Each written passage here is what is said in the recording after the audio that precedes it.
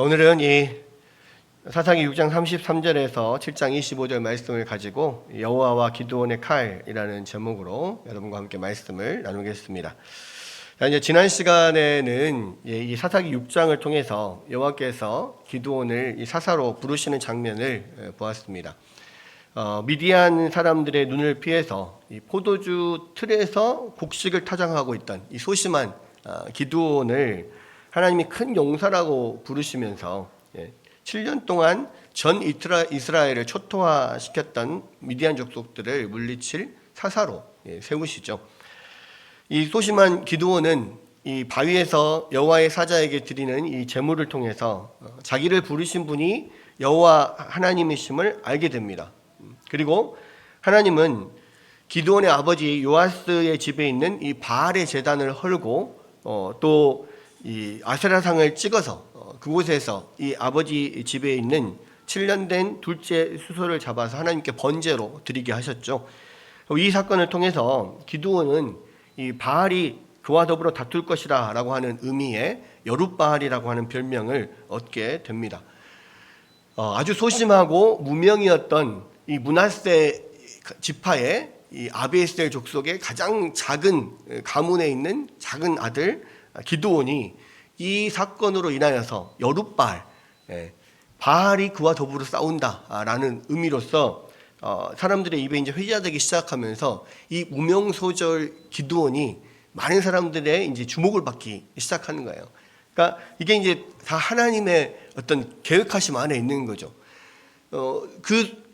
이 소심하고 아무런 존재감이 없던 기드온이 사사로 되기 위하여서 그 아버지 집에 있는 바알 제단을 무너뜨리는 일을 하게 하셔요. 근데 이 일이 기드온 전에도 없었고 기드온 후에도 없었습니다.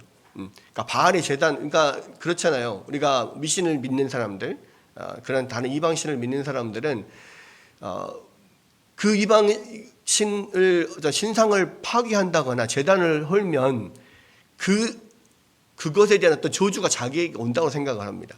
그래서 이제 많은 경우에 이렇게 집에서 막 부적을 붙이고 우상을 섬기고 막 이랬던 사람들이 있잖아요. 또 집에 불상을 갖다 놓고 날마다 막 이렇게 뭐 절하고 막 그렇게 했던 사람들이 예수님을 믿게 되잖아요. 그러면은 많은 경우에 자기 집에 있는 그런 그 불상이라든지 부적들을 떼고 이렇게 버리고 하는 것을 해야 되는데 두려워서 잘 못하는 경우가 있어요. 그래서 꼭 목회자들한테 전화가지고 목사님 와서 좀 떼주십시오. 목사님 와서 이게 뭐 불상을 좀 버려주십시오. 이렇게 이야기를 해요. 왜냐? 적어도 목사님은 그래도 그렇게 해도 저주를 안 받을 거라고 생각을 하고 자기들은 왠지 좀 찜찜하거든요. 그래서 그런 식으로 하는 사람들이 많습니다. 그러니까 지금 이제 전 이스라엘 전체가 바알과 아세라를 섬기는 그런 이 가나안 어떤 가나안의 신앙에 지금 물들어 있는 상태잖아요. 그래서 이제 그 하나님께서 이런 식으로 이민족을 통해서 그들의 어떤 죄를 징치를 하면 이민족의 그런 압제 가운데서 고통을 받다가 도저히 못 참겠다. 하나님 살려주십시오. 그럼 사사를 세우고 뭐 이런 것들이 반복이 되잖아요. 그럼에도 불구하고 이 사람들은 이 어떤 바알이나 아세라나 그런 우상들의 어떤 힘이 있다라고 생각을 해요. 그래서 그것을 깨뜨리거나 파괴하거나 회파하는 사람들이 사실은 그 전에도 그 후에도 없었던 거예요. 그런데 기드온은 본인도 자기가 하고 싶어서 한 게 아니에요. 하나님이 그 일을 하라고 합니다. 그러니까 자기도 찝찝하고 그렇지만 하나님 하라 하시니까 그거를 한 거예요. 근데 그 하나님이 왜 그걸 하라고 하셨냐? 그것을 통해서 여룻바알이라고 하는 이름이 이 이스라엘 백성들에게 알려지게 만드는 거죠. 그래서 이제 실제로 미디안 족속들이 쳐들어왔을 때, 이민족의 침입이 있을 때 기드온이 나팔을 불면서 이 사람들을 이 미디안에 대항할 사람들 다 모이십시오라고 했을 때 이 기드온이 그 모집하는 게 어느 정도 힘이 있게 됩니다. 여룻바알이라고 하는 어떤 이름을 얻었기 때문에 적어도 기드온이 하나님의 명을 받아서 여호와의 영이 임해서 이 일을 했다 하면 뭔가 하나님 함께 하실 거라는 마음에 이제 모일 수가 있는 거예요. 근데 이런 사건이 없이 여룻바알 사건이 없이 그냥 모이십시오 하고 나팔을 불면 너 뭐냐? 뭐 이렇게 쟤 뭐야? 이런 식으로 되는 거예요. 전혀 모일 사람이 없는 거죠. 그러니까 이 요아스의 집, 자기 아버지의 집에 바알 제단을 부순 이 사건으로 인해서 기드온이 어느 정도의 그 유명세를 갖게 만드는 겁니다. 그리고 이제 그 이후에 미디안의 침공에 어떤 사령관으로 세울 수 있는 어떤 그런 배경을 계기를 만들게 되는 거죠. 자, 그러면서 이제 그런 과정에서 이제 오늘 읽은 33절에 이 유목민들의 침입이 있습니다. 우리가 이제 주로 이제 대표적으로 미디안 족속들의 침공이다, 또 미디안 족속들의 어떤 뭐 핍박이다 이렇게 이야기를 하지만 사실은 연합군이에요. 그러니까 이 요단강 건너편에 있는 아라비아 반도를 중심으로 유목민 생활을 하는 그런 사람들이 모여서 들어오는 거예요. 그 중에 대부분은 미디안 족속들이고 또 거기에는 아말렉 족속도 있고 여러 동방의 민족들이 있습니다. 근데 그 수가 엄청 많아요. 나중에 뒤에 보면 이 수가 뭐 바다의 모래알처럼 많다. 막 이런 식으로 표현이 되어 있잖아요. 그 수가 실제로 13만 5천 명입니다. 그러니까 13만 5천 명이면요 엄청난 군대예요. 지난번에도 이야기를 했을 때 우리 한국 전쟁 때 이 북한군과 남한군의 육군의 수가 거의 10만 20만밖에 되지 않았어요.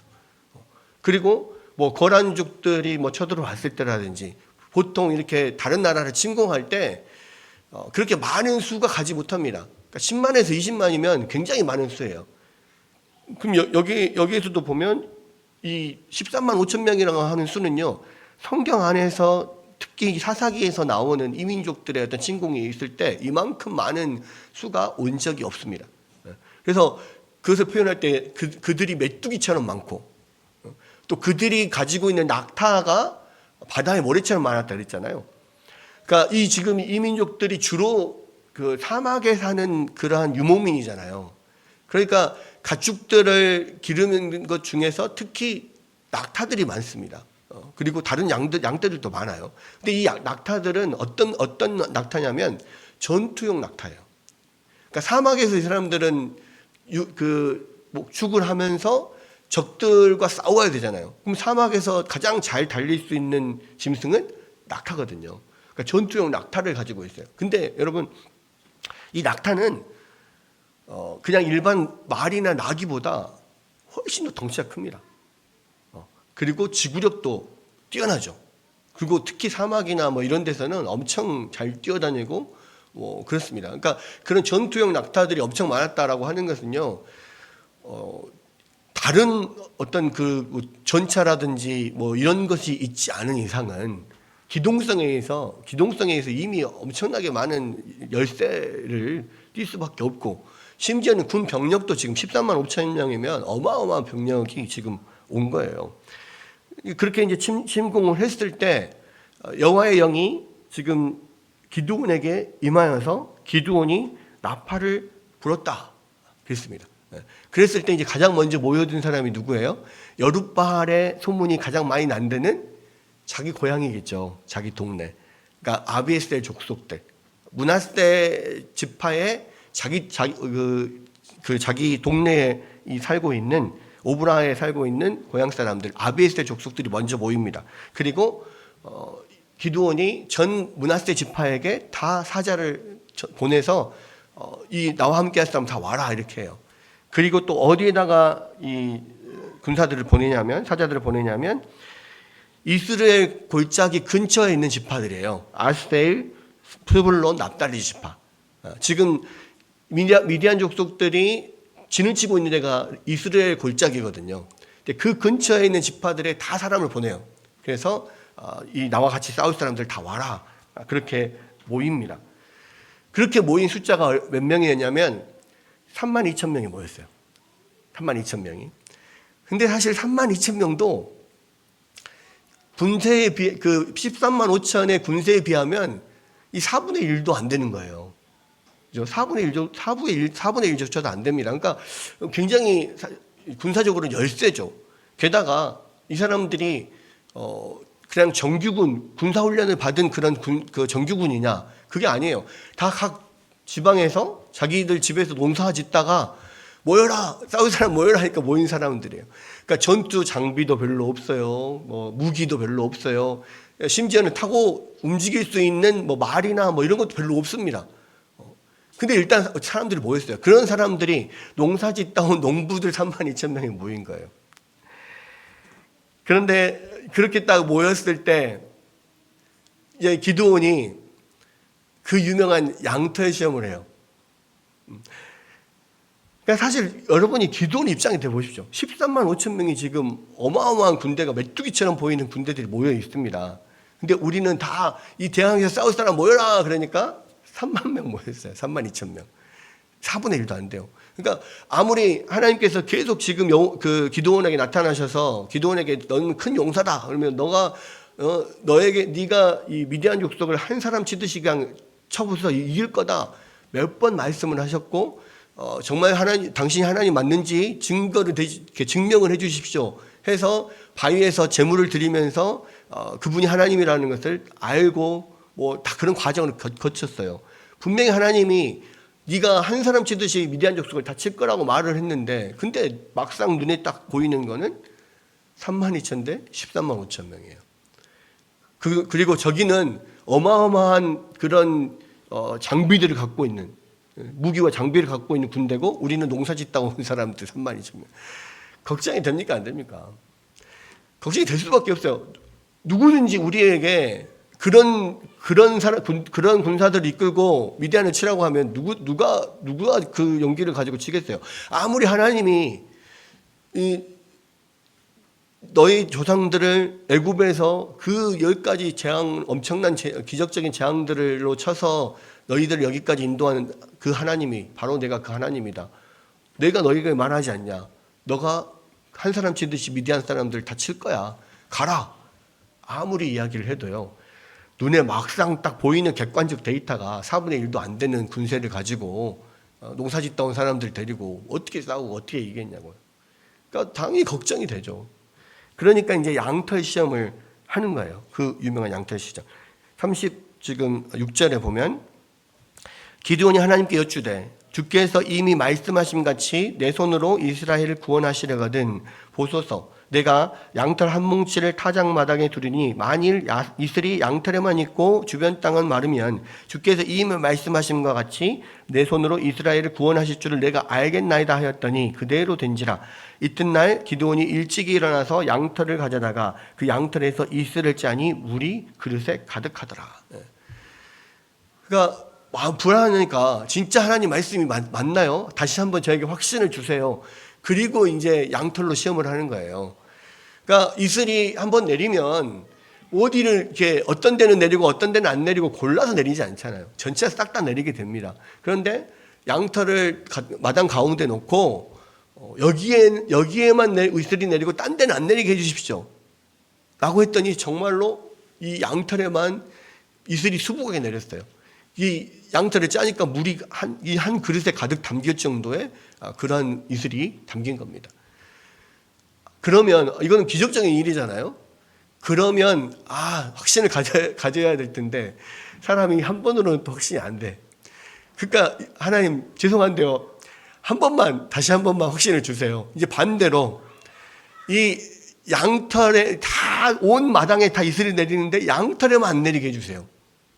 그렇게 했는데 정말로 그 다음날 그렇게 돼요. 이 두 번의 어떤 확답을 받고 이제 하나님이 정말 나와 함께 하신가 보다 라는 확신을 가지고 이제 미디안을 치러 이 32,000명을 데리고 가려고 합니다. 근데 사실은 이 양털 시험 때문에 많은 사람들이 이런 식으로 하나님의 뜻을 알아보려고 하는 경향들이 많이 있어요. 그래서 이것이 하나님 뜻일까 아닐까? 하나님 자기가 조건을 거는 거예요. 하나님 내가 이것을 하는데 내가 이번에 뭘 투자를 하는데 거기가 대박나게 하면 하나님 뜻인 줄 알겠습니다. 이런 식으로 나름대로 자기가 그런 조건을 걸어가지고 이게 하나님 뜻이 아니냐 이것을 자꾸 찾으려고 합니다. 근데 여러분 이 양털 시험에서 기드온이 지금 하나님 앞에 시험하려고 했던 것이 하나님의 뜻이 무엇인지 알기 위해서가 아니었어요. 하나님의 뜻은요, 이미 그 전에 하나님의 사자를 통해서, 말씀을 통해서 이미 그에게 주어졌습니다. 너는 큰 용사다. 네가 미디안으로부터 이스라엘을 구원할 거다. 미디안을 한 사람 치듯이 쳐서 이길 거다. 분명하게 하나님이 여호와의 사자의 말씀을 통해서 분명하게 전달을 해주셨어요. 그러니까 기드온이 지금 양털 시험으로 알려고 하는 것은 하나님의 뜻을 알려고 한 게 아니에요. 하나님의 뜻은 분명히 알아요. 그러나 하나님의 뜻은 알지만 자기 마음에 확신이 없는 거예요. 그래서 머리로는 이해가 되는데요, 하나님, 내가 마음으로 이게 확신이 딱 느껴지지가 않아요. 그래서 이 양털 시험을 한 겁니다. 그리고 하나님께서는 이 양털 시험을 통해서 그에게 확신을 주신 거예요. 그래서 이제 우리가 이것을 모든 성경에 나오는 사건들을 다 개인적으로 다 이렇게 적용을 하려고 해서는 사실은 안 돼요. 그거는 그때 당시에 어떤 필요에 따라 하나님께서 역사하신 거지, 그것이 똑같이 하나의 어떤 교리나 원리처럼 우리에게 다 똑같이 적용되는 것은 아니거든요. 그러나 한 가지 알 수 있는 것은 뭐냐면, 하나님의 뜻은요, 분명히 하나님의 말씀을 통해서 우리에게 전달이 됩니다. 그래서 이게 하나님의 뜻인지 아닌지 그것을 알아보려면요, 하나님의 말씀 안에서, 말씀을 통해서 그것을 확신을 얻어야 돼요. 이것이 하나님 뜻이다. 내가 이것을 하는 것이 하나님의 뜻인가 아닌가. 그것은요, 이 성경 말씀 안에 말씀을 통해서 이게 하나님의 뜻이겠구나라는 것을 알게 돼요. 그러니까 많은 경우에 어떤 일을 우리가 결정할 때 하나님은 이렇게 하나하나 한 점 한 점 찍어가지고 우리 가운데 가르쳐 주지 않아요. 그러니까 이제 한 성경학자가 그런 말을 했는데, 하나님이 우리를 인도하실 때 목자가 양을 치듯이 인도하신다. 그렇게 인도한다고 말해요. 어떻게 하냐면, 하나님의 뜻은 뭐냐? 일단은 우리를 이런 목자가 양을 인도하는 것처럼 이런 풀밭으로 인도하신다는 거예요. 그래서 여기서 너희들 이 범위 안에서 너희들 마음대로 먹고 노띠 놀아라, 풀어준다는 거죠.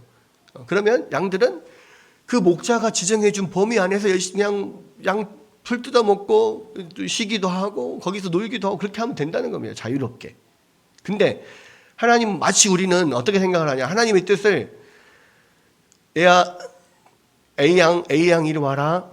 자, A양은 첫 번째 잎을 먹고, 그 다음에 잎을 먹고 옆을 먹고 가서 물 한 잔 마시고 와서 그 다음에 옆을 먹고 이렇게 먹어라. 마치 그렇게 하나님께서 한 사람 한 양마다 하나씩 찍어가지고 그렇게 인도하는 것처럼 생각한다는 거예요. 근데 그렇지 않아요.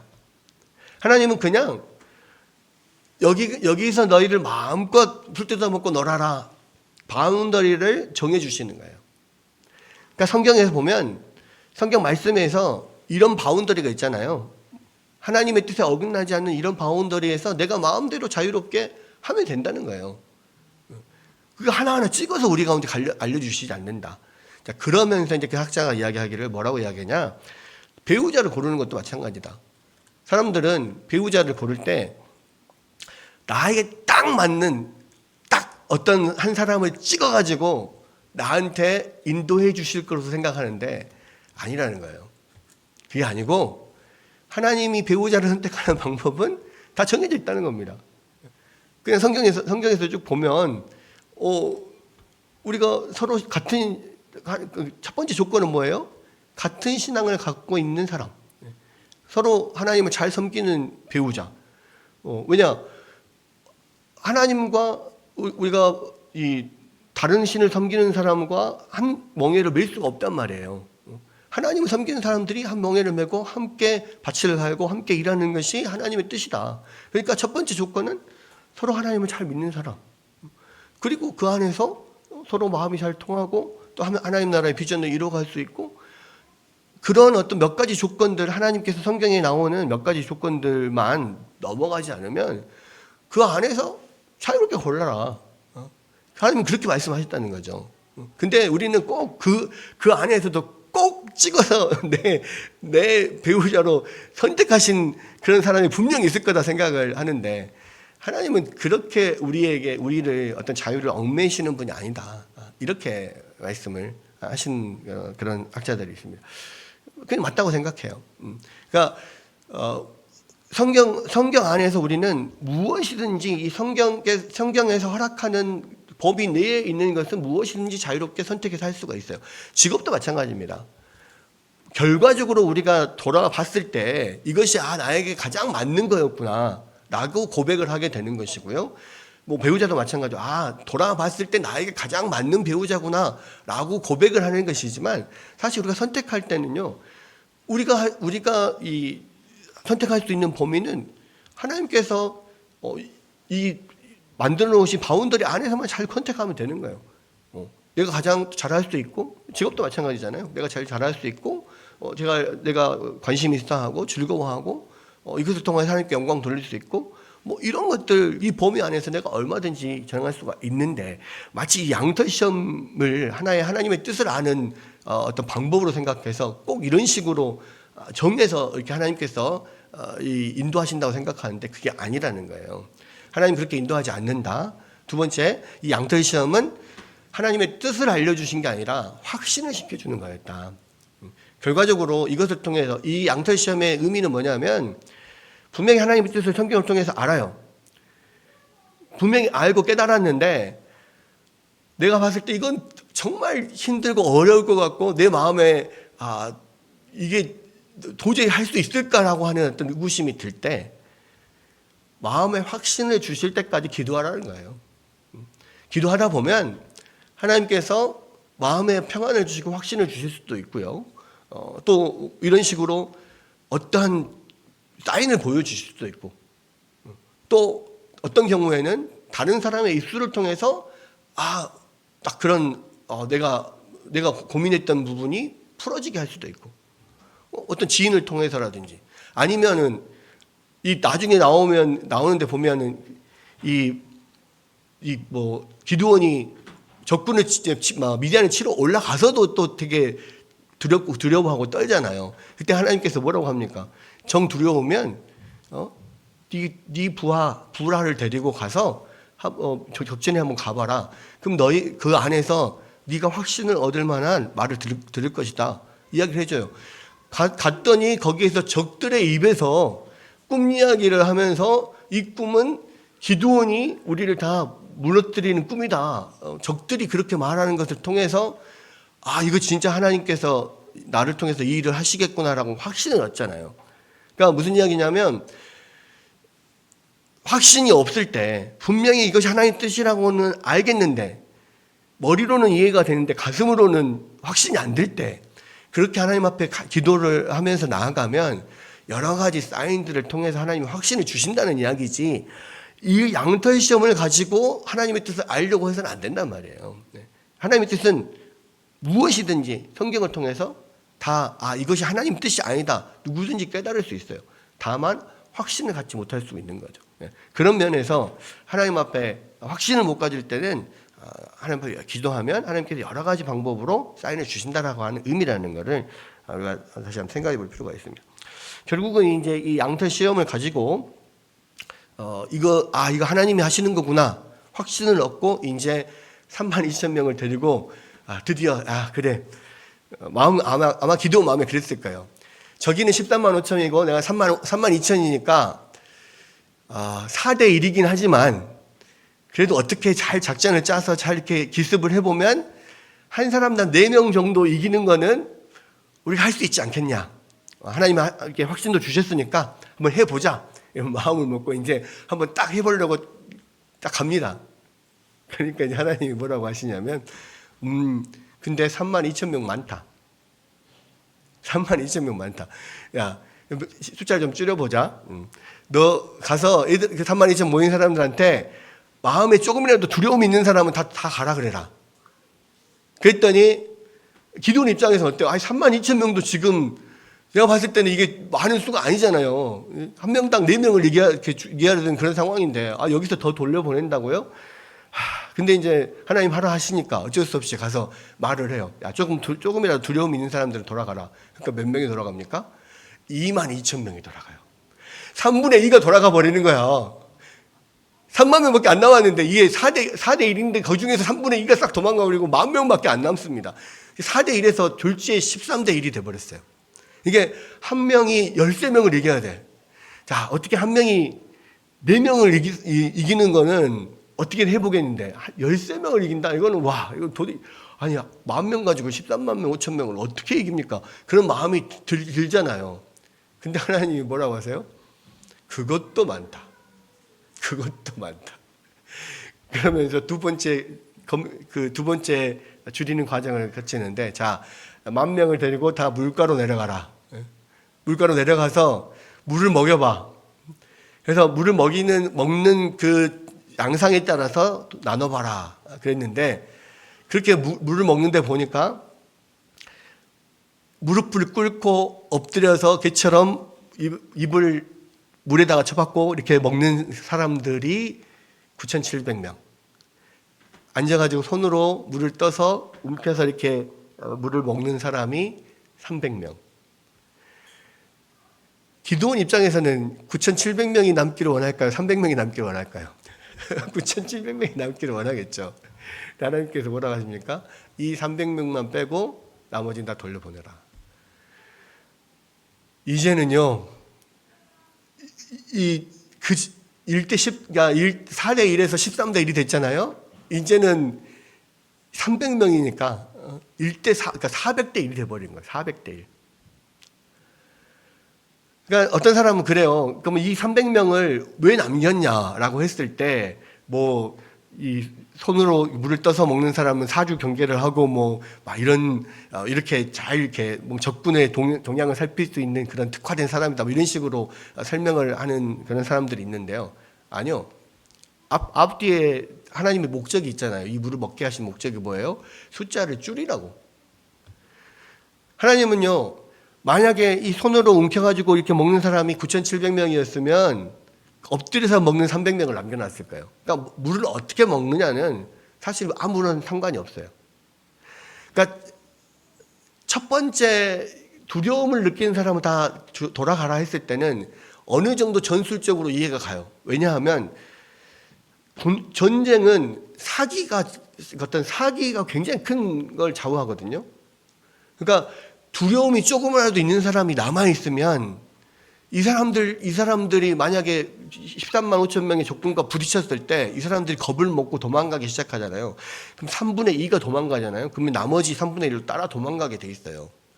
그래서 두려움에 가득 차인, 두려움을 갖고 있는 3만 명보다는 결사의 각오를 가지고 두려움 없이 내가 죽으면 죽으리라 하고 전투에 임하는 10,000명을 데리고 전투하는 것이 훨씬 더 승률이 높습니다. 그러니까 그런 면에서는 첫 번째 수를 줄였을 때는 전술적으로 오케이 그것이 괜찮습니다라고 할 수 있어요. 근데 이제 두 번째 수를 줄였을 때는 이거는 아무런 이유가 없어요. 그냥 하나님이 수를 줄이는 거예요. 왜 수를 줄입니까? 행여나 너네들이 스스로의 힘으로 이겼다라고 할까봐 내가 그 수를 줄인다 그러신 거거든요. 그러니까 한 3만 명 정도 가지고 13만 명을 이겼다 하면 자기들이 그래도 우리가 잘 싸워서 이겼다라고 생각할 거예요. 그리고 10,000명으로 13만 명을 이겼을 때는 정말 이거는 어렵지만 어떻게든 우리가 좀 열심히 싸우고 하나님이 좀 도와주셔서 우리가 이겼다 이렇게 생각할 거라고. 근데 300명으로 13만 5천을 이기는 거는요 400대 1이잖아요. 한 명이 400명을 이겨야 돼요. 내가 뭐 그냥 싸움은 한다고 생각했을 때 내가 한 번 때리는데 400대가 날라와. 이거 어떻게 이기냐고요. 400명이 두루루 달라 들어가지고 그냥 몸만 잡아도 못 이겨요. 그러니까 300명이 13만 5천 명을 이겨야 된다라고 했을 때는 이거는 아예 불가능해요. 불가능. 이거는 뭐 조금이라도 내가 좀 잘해서 잘 싸워서 내가 이겼다. 이거는 누구도 이것은 주장할 수 없는 거예요. 이건 하나님이 하지 않으시면 할 수가 없는 겁니다. 그러니까 하나님이 이 사건을 통해서 우리에게 이건 정말 하나님이 하셨다라고 고백할 수밖에 없게 만드시는 거예요. 하나님이 하시는 모든 일이 다 그래요. 여러분, 그래서요, 우리가 하나님 앞에 참된 구원을 얻는 그것도요, 정말 내가 조금이라도, 그래도 내가 조금이라도 착하지, 조금이라도 내가 어떤 의가 있지라는 마음이 들면 그 사람은 절대 구원받지 못합니다. 나가 정말 이런 같이 추악한 사람은 하나님의 은혜가 아니고서는 내가 정말 하나님의 자녀가 될 수 없고 구원받을 수 없는 그런 나는 죄인입니다 라고 나한테는 도저히 방법이 없습니다라고 고백할 때 비로소 하나님이 우리를 구원하시는 거예요. 나는 그래도 나한테 요만큼이라도 의가 남아 있잖아요. 그러면 하나님이 구원하지 않으세요. 하나님이 우리를 이 하나님의 자녀로서 그렇게 대접하지 않으세요. 조금이라도 나는 그래도 몇십 년을 내가 신앙생활을 했는데 내가 얼마나 그래도 하나님 앞에 좀 헌신하고 봉사했는데 이런 마음이요 정말 이만큼이라도 남아 있잖아요. 그러면 우리가 하나님 앞에서 완전한 구원을 받고 하나님 앞에 정말 받아들여지지 못해요. 그러니까 이 공로의식이라는 게 늘 우리에게는 있습니다. 공로의식이라는 게 그것을 깨뜨리지 않으면은요 우리는 하나님 앞에 온전히 받아들여지기 어려워요. 우리가 완전한 회개가 어려워요. 완전한 회개가 아니면은 우리가 하나님 앞에 그런 예수 그리스도의 의를 덧입을 수가 없어요. 그런 면이, 그러니까 조금이라도 나에게 뭔가 공로나 의가 없다라고 할 그 순간까지 하나님은 나를 떨어뜨리는 거예요. 이런 면이 사실은 이 기드온을 대하는 또는 이스라엘 백성들을 구원하시는 하나님의 어떤 그런 모습에서 나오는 겁니다. 결국 이들이 이것은 내가 한 게 아닙니다. 우리로서는 도저히 할 수 없는 걸 하나님 하셨습니다라고 고백할 수밖에 없게 만드시는 거죠. 여러분, 그리고 나서 그렇게 이 하나님 앞에 이거는 만약에 여기서 우리가 이긴다면 이것은 완전히 하나님이 하시는 거다라는 것을 인정하게 만든 다음에 그 다음에 이제 미디안을 공격하려고 산으로 올라가요. 근데 이제 여기서도 300명을 데리고 생각을 해보십시오. 300명을 데리고 딱 산에 올라가서 보니까 온 골짜기에 13만 5천 명이 가득 차 있는데 아무리 하나님이 몇 번이고 확신을 주시고 했어도 그것을 보는 순간 두려움이 있지 않겠습니까? 또 두려워요. 그러니까 하나님이 이번에는 기드온이 요청도 안 했는데 지금이다. 지금 이 밤중에 너희가 기습을 해서 이렇게 기습을 하면 내가 너와 함께 하겠다라고 말씀을 하시는데 기드온의 마음을 알잖아요. 그러니까 이번에는 요청도 안 했는데 네가 만약 들어오면 부하 불화를 데리고 가서 진영에 가서 봐라. 그러면 내 말이 맞는지 알 거다. 그래서 불화를 데리고 가서 그 꿈 이야기를 듣고 확신을 갖잖아요. 그래서 이제 하나님이 이제 마지막 주시는 확신을 가지고 300명들과 함께 이제 계획을 짭니다. 어떻게 해요? 300명을 세 대로 나눠요. 100명씩. 세 대로 나눠가지고 기드온이 100명을 한 대를 이끌고 이 미디안 주변으로 갑니다. 잠복을 해요. 그리고 나머지 2대도 미디안 진영 주위에 이렇게 좀 많이 퍼뜨려서 거기서 잠복을 하게 만듭니다. 그래서 내가 일어나서 그러니까 항아리를 깨고 횃불을 들고 나팔을 불면 너희들도 따라서 그렇게 일제히 해라 이렇게 이야기를 해요. 근데 재밌는 게 뭐냐, 그 13만 5천 명을 싸우러 가는데 칼을 안 들고 가요. 칼을 안 들고 오른손에는 나팔, 왼손에는 항아리하고 횃불 이걸 들고 가요. 칼을 들고 가야 되는데 칼을 들고 가지 않아. 그러니까 이것도 보면 정말 대단해요. 그러니까 이때만큼은 기드온이 정말 하나님을 향한 확실한 믿음이 있구나라는 것을 알 수가 있어요. 우리는 그래도 칼이라도 조그만 칼이라도 하나 차고 가야 나름대로 마음이 그래도 그걸로 뭘 하겠습니까마는 그래도 그거라도 하나 있어야 마음이 안정이 될 거잖아요. 그런데 아예 그것조차도 못 갖고 가게 하는 거예요. 그냥 횃불하고 나팔만 들고 가요. 항아리하고. 그리고 나서 이경쯤 지났을 때, 이경이면은 해가 지면서부터 일경이 시작돼서 3시간씩 이렇게 끊어집니다. 그러면 6시에 보통 해가 지거든요. 6시부터 9시까지가 7, 8, 9, 9시까지가 일경이에요. 이경 초면은 9시 정도 됐을 때 사람들이 해가 지고 잠이 들어서 한 3시간 정도 지금 잤을 때거든요. 그러니까 아주 깊이 잠들었을 때예요. 그리고 이경 초에 돼서 파수꾼이 막 바뀌었을 때, 이때를 들어서 이 기드온이 일어나서 항아리를 깨면서 횃불을 들고 나팔을 막 빠바방 100명이 같이 빡 붑니다. 그 소리를 듣고 불빛을 보고 또 다른 곳에서 저쪽에서 100명씩 일어나서 항아리를 깨고 불을 들고 나팔을 불어요. 근데 이것이 왜 이들 안에서 자중질환을 일으키게 만들었냐면, 처음에 이 미디안 군대가 단일 군대가 아니잖아요. 미디안과 아말렉과 동방민족들이 연합되어 있는 군대입니다. 근데 연합군은 좋을 때는 좋은데요, 서로 못 믿게 되잖아요. 그러면은 쟤네들이 배신했구나, 딱 이 생각이 딱 들면은 그때부터는 서로 적으로 돌변하게 돼요.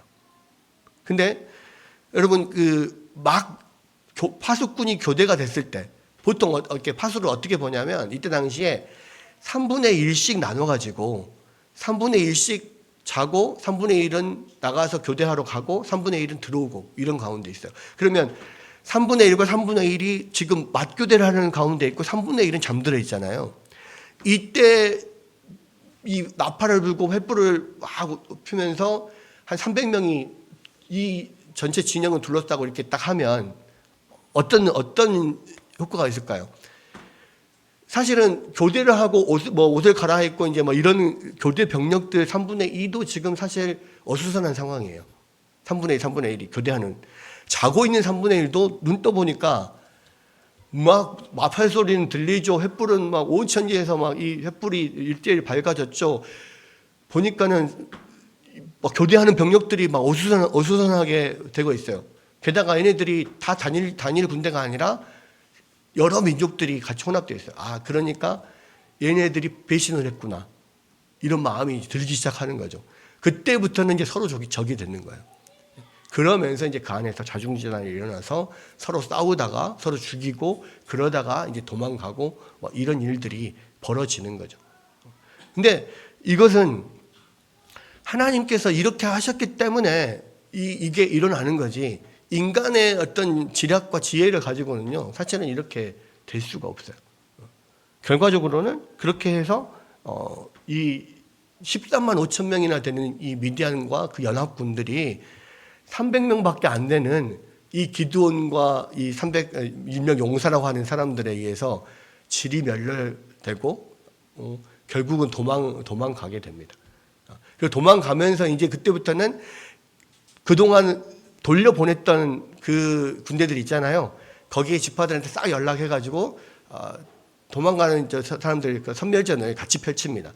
그래서 막 추격전을 벌여서 죽이고, 이제 지금 이 미디안 그 연합군이 유목민들이 어디냐면 요단 동쪽에서 아라비아 반도 쪽에 있던 유목민들이 넘어온 거잖아요. 그러니까 이 사람들이 요단강을 건너서 도망을 가야 되는데, 이 요단강을 건너는 그 길목이 어느 지파가 있는 지점이냐면 에브라임 지파가 있는 지점이었어요. 그래서 에브라임에게 미리 전가를 줘서 도망가는 패잔병들이 이 요단을 못 건너가게 해라, 거기를 테러를 막아라, 그래가지고 이제 섬멸을 하게 됩니다. 그리고 마지막에 그 미디안 군대에 두 사령관이 있었어요. 그 사람이 이제 오렙과 스엡이에요. 근데 재밌는 건 뭐냐? 이 오렙과 스엡을 잡아서 결국은 이제 죽이게 되는데, 오렙은 오렙 바위라고 하는 바위 위에서 죽입니다. 스엡은 스엡 포도주 틀이라고 하는 포도주 틀 안에서 죽여요. 그러니까 지난번에 말씀드렸죠. 이스라엘 포도주는 이 돌을 파가지고 만드는 이런 욕조 같이 생겼는데 거기 밑에가 구멍이 뚫려 있어가지고 거기다가 포도를 넣고 막 발로 밟으면 즙이 구멍을 따라서 옆으로 흘러서 옆에 어떤 저장고로 모이게 된다. 그러니까 이 돌 같은 그런 틀 안에서 이 사람이 쇠를 넣고 죽이는 거예요. 그래서 그것을 쇠 포도주 틀이라고 해서. 근데 재밌는 게 뭐냐면 이게 하나님의 유머 코드이기도 하고요, 아이러니이기도 해요. 처음에 이 기드온을 불렀을 때 기드온이 뭘 하고 있었냐면 포도주 틀 안에서 타작을 하고 있었습니다. 그리고 기드온이 여호와의 사자에게 하나님임을 증거를 보여달라고 했을 때 바위 위에다가 그 제물을 올려놓고 불태웠죠. 기드온이 했던 그 처음에 그렇게 시작을 했던 기드온의 이야기인데요, 마지막에 이 전쟁의 끝이 기드온이 숨어서 타작했던 그 포도주 틀에서 이스라엘 한 방백을 죽이고, 기드온이 하나님 앞에 제물을 드렸던 그 바위에서 또 한 방백을 죽여요. 그러면서 끝나는 겁니다. 그러니까 이게 하나님의 어떤 아이러니이기도 하고 유머 코드이기도 해요. 그러니까 많은 경우에 하나님께서 이런 식으로 인도하시면서 이게 정말 하나님의 하신 일이구나를 깨닫게 만드시는 거예요. 여러분, 이 이야기를 통하여서 지금 하나님께서 성경에서 우리 가운데 말씀하고자 하시는 것들이 바로 그런 거예요.